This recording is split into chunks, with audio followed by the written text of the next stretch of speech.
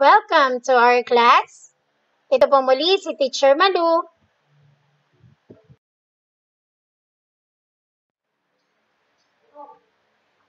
Para sa asignaturang Filipino, ika-5 baitang, para sa Quarter 4, Week 3.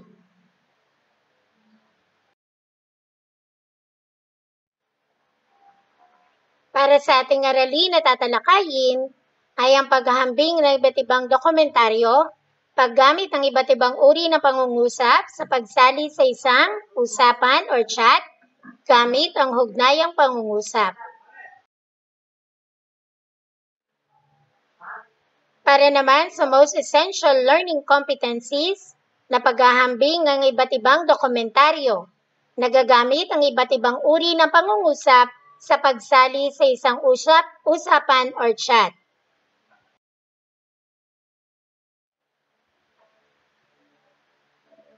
Pagkatapos ng araling ito, inaasahang matututunan mo ang paghahambing ng iba't ibang dokumentaryo at makagagamit ng mga huwarang pangungusap sa isang usapan or chat.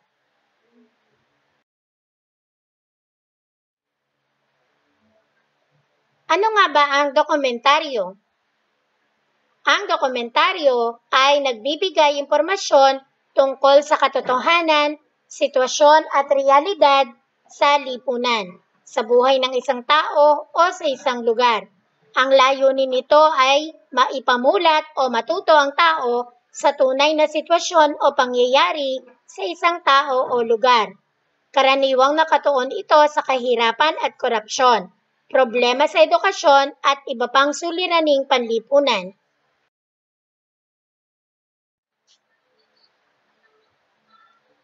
Dokumentaryong pampelikula. Ang dokumentaryong pampelikula ay mayroong pangunahing layunin na magbigay impormasyon, manghikayat, magpamulat ng mga kaisipan at magpabago ng lipunan. Sa mas malawak nitong pakahulugan, ito ay isang ekspresyong biswal na nagtatangkang makita ang realidad at katotohanan. Maaring ibang tao o mga tao ang gumaganap sa paglalahad ng kwento.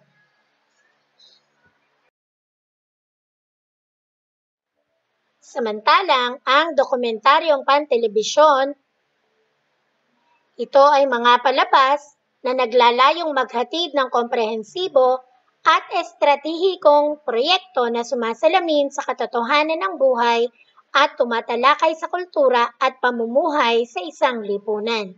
Ang aktwal na tao at lugar ang ipinakikita kasabay ang pakikipanayam sa mga ito.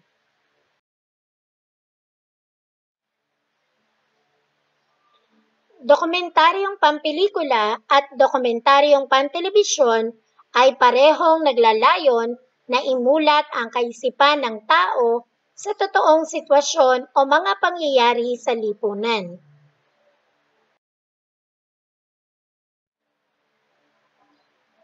Narito ang pagkakaiba ng dokumentaryong pampelikula at dokumentaryong pantelebisyon. Para sa mga dokumentaryong pampelikula, mas mahaba at mas pinaghahandaan. Mas komprehensibo. Sa isang sinihan ito ipinalalabas. Mas magastos ito i-produce. May pagkakataong ginagampanan ng ibang tao.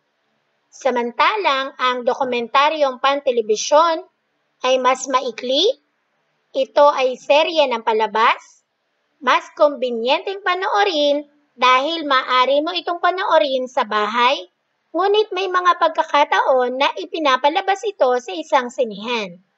Hindi masyadong magastos gawin at ginagampanan ng aktwal na taong pinagkuhanan ng kwento.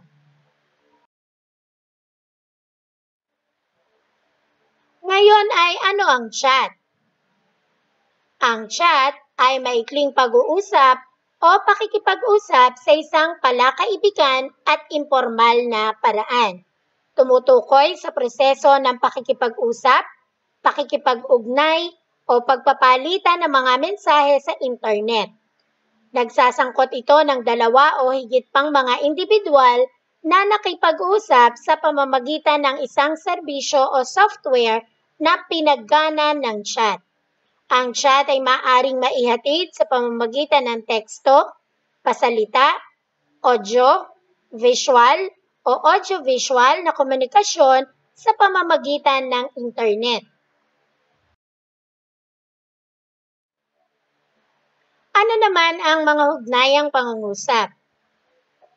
Ang hugnayang pangungusap ay binubuo ng sugnay na nakapag-iisa at sugnay na di nakapag-iisa.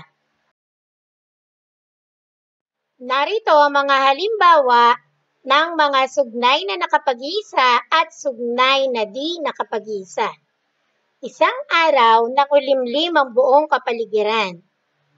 Sa pangungusap na ito, ang salitang isang araw ang sugnay na di nakapag-iisa at nangulimlim ang buong kapaligiran ang sugnay na nakapag-iisa. Para naman sa pangungusap na nagsimula sa kanilang imahinasyon ang mga bagay na ito, ngunit ngayon nagkatotoo na, ang mga salitang nagsimula sa kanilang imahinasyon ang mga bagay na ito ay ang sugnay na nakapag-iisa. At ngunit ngayon nagkatotoo na ang sugnay na di nakapag-iisa. At para naman sa pangungusap na siya ay umiyak habang pinagagalitan ng ina, siya ay umiiyak ang sugnay na nakapag-iisa at habang pinapagalitan ng ina ang sugnay na di nakapag-iisa. Ang sugnay na nakapag-iisa ay nagtataglay ng buong diwa o kaisipan. Tinatawag din itong punong sugnay. At ang sugnay naman na di nakapag-iisa ay mayroon ding paksa at panag-uri, ngunit hindi ito nagtataglay ng buong diwa o kaisipan. Tinatawag din itong katulong na sugnay. Kailangang isama ito sa sugnay na nakapag-iisa upang maging buo.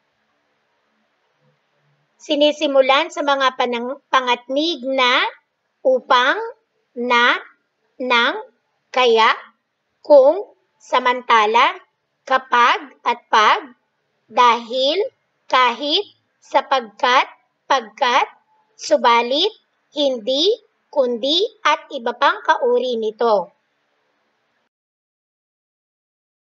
Kaya naman para sa gawain sa pagkatuto bilang isa, basahin at unawain ang mga sumusunod na pangungusap. Lagyan ng check kung tama ang pahayag at X naman kung hindi. Isulat ang sagot sa inyong kwaderno. Para sa unang bilang, ang dokumentaryong pampelikula ay mas mahaba kaysa sa dokumentaryong pantelebisyon. Ikalawa, ang dokumentaryong pampelikula at pantelebisyon ay parehong maaring ipalabas sa isang sinihan. Ikatlo, mas maraming matututuhan sa dokumentaryong pantelebisyon kaysa sa dokumentaryong pampelikula. Ikaapat, ang dokumentaryong pantelebisyon ay mas mahaba kaysa sa dokumentaryong pampelikula. At ang ikalima, mas malaki ang nagagasto sa paggawa ng dokumentaryong pantelebisyon kaysa sa dokumentaryong pampelikula.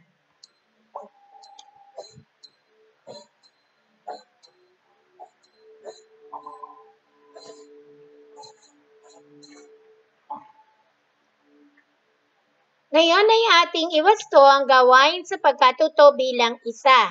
Para sa unang bilang, ang sagot nyo ba ay check? Tama ang inyong kasagutan. Ikalawa, ang sagot nyo ba ay check? Tama ang inyong kasagutan. Ikatlo, ang sagot nyo ba ay X? Tumpak ang inyong kasagutan. Para sa ikatlong bilang, parehas tayo or parehong marami tayong natututuhan sa dokumentaryong pantelebisyon at dokumentaryong pampelikula. Para sa ikaapat, ang sagot nyo ba ay X? Tama ang inyong kasagutan. Dahil mas mahaba ang dokumentaryong pampelikula kaysa sa dokumentaryong pan-telebisyon. Ikalima, sagot nyo ba ay X? Tumpak ang inyong sagot dahil mas magastos gawin ang dokumentaryong pampelikula kaysa sa dokumentaryong pan-telebisyon.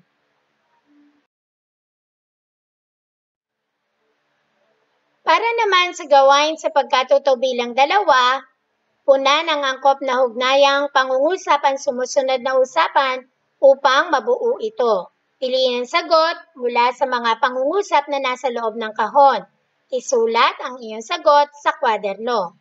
At narito ang mga pagpipilian. Dumating sila noong Martes, ngunit hindi nila kasama ang tatay niya. Mag-picnic tayo sa bukid para maging masaya ang bakasyon ni Beth.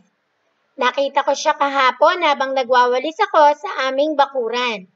Siguradong marami tayong mapagkukwentuhan kapag nagkita-kita tayo. Dito raw muna sila sa Pilipinas habang wala pa silang pasok sa paaralan.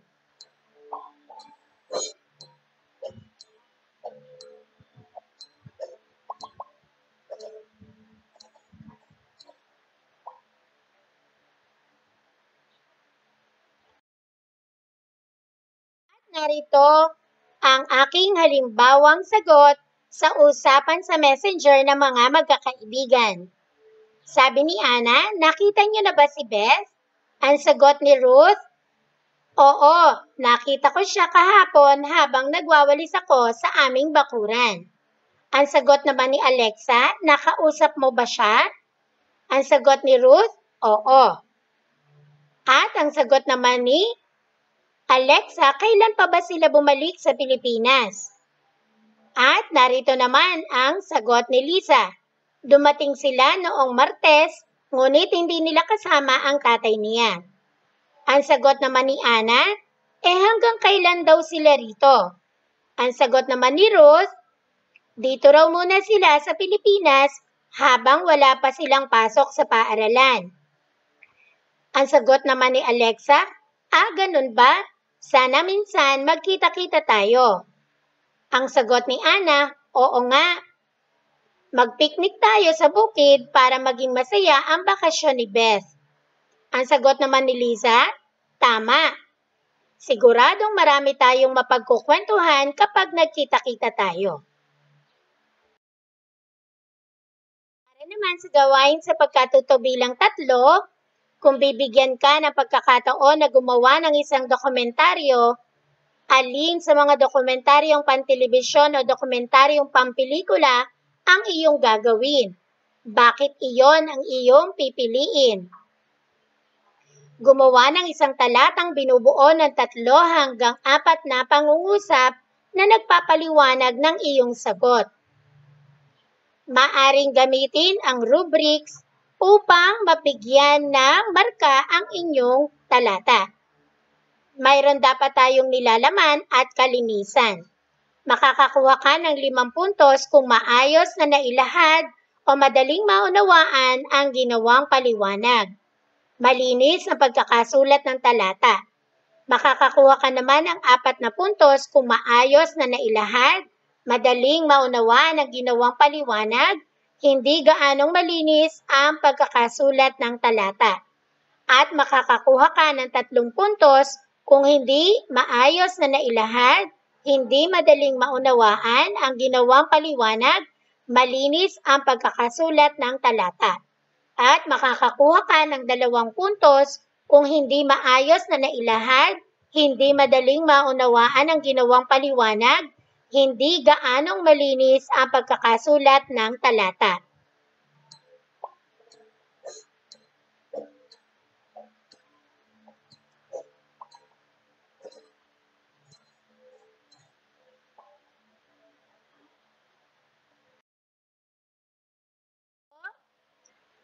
At narito ang aking halimbawang sagot.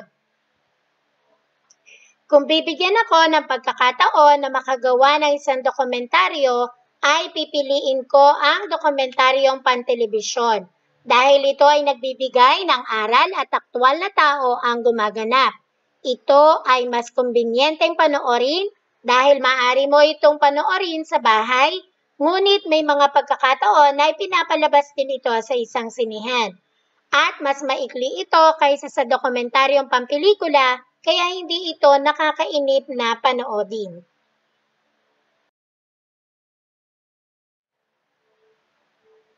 Para sa gawain sa pagkatuto bilang 4, sa panahon ngayon, kailangan nating magkaroon ng malusog na pangangatawan.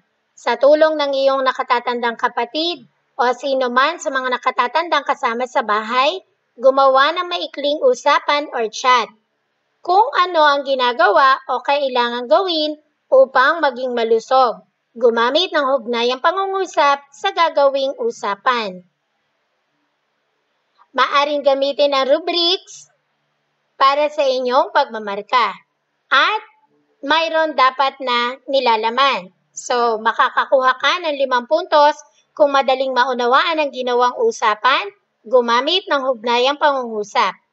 Makakakuha ka naman ng 4 na puntos kung hindi madaling maunawaan ang ginawang usapan at gumamit ng hugnayang pangungusap. Makakakuha ka ng 3 puntos kung madaling maunawaan ang ginawang usapan, ngunit hindi gumamit ng hugnayang pangungusap. At makakakuha ka ng 2 puntos kung hindi madaling maunawaan ang ginawang usapan at hindi gumamit ng hugnayang pangungusap.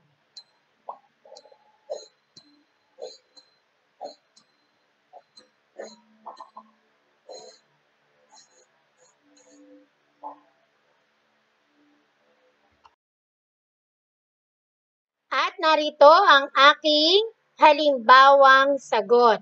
Isang umaga, nagpalitan ng mensahe ang magkaibigang Leah at Jericho.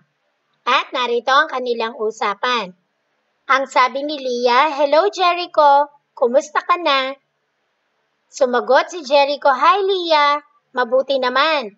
Ikaw, kumusta na?" Ang sagot ni Leah, "Heto, nalulungkot dahil lagi lamang ako sa loob ng bahay." Ang sagot naman ni Jericho, "Ayos lang yon, Leah. Ang mahalaga ay ligtas tayo sa nakahahawang sakit na hanggang sa ngayon ay lagana pa din. Kaya dapat nating alagaan ang ating kalusugan habang nasa loob ng bahay." Ang sagot naman ni Leah, "Ano naman ang ginagawa mo upang hindi mahawahan ng virus?" Ang sagot ni Jericho, "Araw-araw ako naglilinis ng katawan, ganun din ang aming bahay at ang aming paligid. Nag-ehersisyo din ako upang mapanatiling malakas ang aking buong katawan." Ang sagot ni Leah, "Tama ka, Jericho. Simula ngayon ay maglilinis din ako ng aming paligid at palalakasin ko din ang aking katawan sa pamamagitan ng pag-ehersisyo." Ang sagot naman ni Jericho, "Mabuti yan, Leah. Kumain ka rin ng masusustansyang pagkain upang lumusog ang iyong katawan."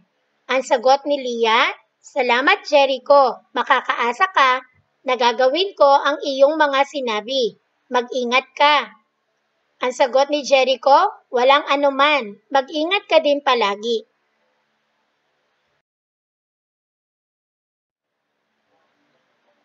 Para sa bahaging pagtataya, ang panuto, panoorin ang sumusunod na dokumentaryo.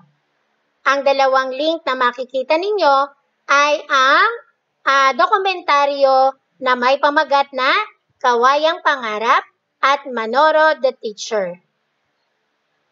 Matapos itong panoorin, magkaroon ng maikling pakikipag-usap or chat sa iyong kapatid o kanino man sa mga kasama sa bahay. Pag-usapan ang pagkakaiba ng dokumentaryong pampelikula at dokumentaryong pan-telebisyon na pinanood. Tiyakin na may hugnayang pangungusap na ginamit sa pag-uusap.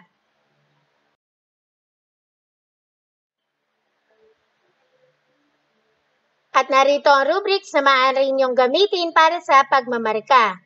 Makakakuha ka ng 5 puntos kung madaling maunawaan ang ginawang usapan, gumamit ng hugnayang pangungusap, na ipakita ang paghahambing sa iba't ibang dokumentaryo sa ginawang usapan. Makakakuha ka naman ng 4 na puntos kung hindi madaling maunawaan ang ginawang usapan at gumamit ng hugnayang pangungusap, na ipakita ang paghahambing sa iba't ibang dokumentaryo sa ginawang usapan. Makakakuha ka ng 3 puntos kung madaling maunawaan ang ginawang usapan, hindi gumamit ng ugnayang pangungusap, at naipakita ang paghahambing sa iba't ibang dokumentaryong ginawa sa usapan o sa ginawang usapan. At makakakuha ka ng 2 puntos kung hindi madaling maunawaan ang ginawang usapan, gumamit ng hugnayang pangungusap, at hindi naipakita ang paghahambing sa iba't ibang dokumentaryo sa ginawang usapan. At makakakuha ka ng 1 puntos kung hindi madaling maunawaan ang ginawang usapan at hindi gumamit ng hugnayang pangungusap at hindi rin naipakita ang paghahambing sa iba't ibang dokumentaryo sa ginawang usapan. Para sa bahaging pagninilay, magsulat sa iyong kwaderno ng iyong nararamdaman o realisasyon gamit ang sumusunod na prompt. Naunawaan ko na patlang, nabatid ko na patlang, at naisasagawa ko na patlang.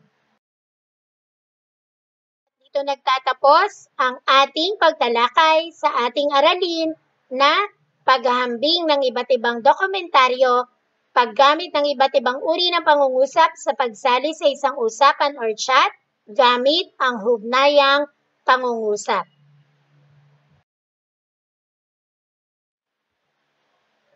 Sana'y marami kayong natutuhan sa ating aralin ngayong umaga. Maraming salamat! Paalam!